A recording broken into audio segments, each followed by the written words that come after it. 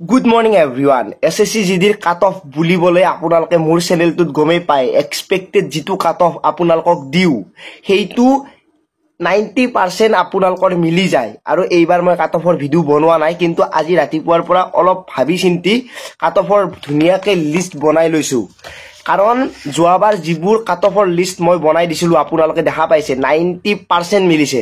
কেৱল EWS ৰ তো মিলা নাছিলে অলপমান গ্যাপটো বেছি হৈ গৈছিলে আজি এই মানে গুটে এক্সপেক্টেড কাট অফ তো কম আপোনালোকে যোৱাবাৰ মই যেটো কাট অফ কৈছিলো এই কাট অফ তো চাই লব আৰু লগতে ইয়াতে কোৱেশ্চন হিচাপত দিয়া আছিল নাম্বাৰ হিচাপত নাছিলে আৰু ফাইনেল কাট অফ তো চাই লব মানে ফাইনেল মানে কি ফিজিক্যালৰ কাট অফ তো ইয়াতে 90% মিলিছে এটা মিলা নাছিলে EWS ৰ তো এইবাৰ আপোনালোকে যদি গমে পাই SSC GDত বহুখিনি পোষ্ট আছিল আৰু নতুনকৈ পোষ্ট বাঢ়িব গৈ আছে আৰু এটা কথা কৈ দিও এইবাৰ আমাৰ অসমত এক্সাম দিয়া ক্যান্ডিডেট অলপমান কম হৈছে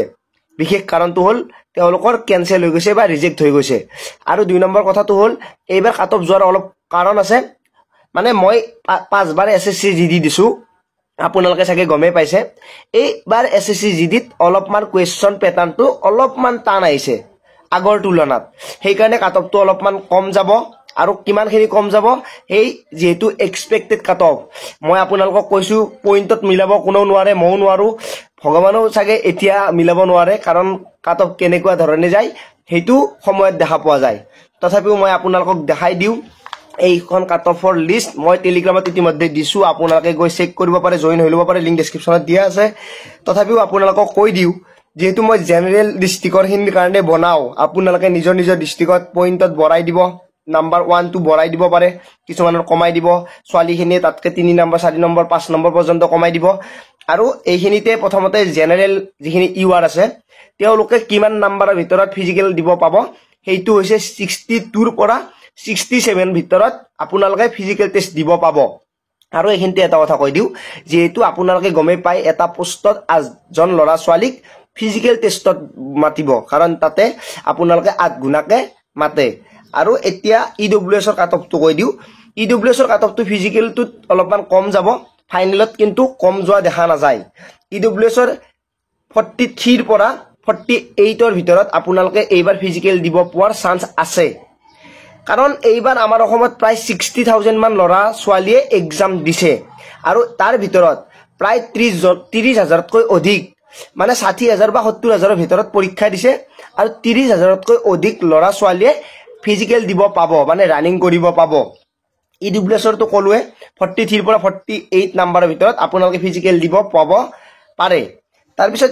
SC ৰাহিল 52 ৰ পৰা 57 কিন্তু মই ইয়াতে কৈ দিও এটা কথা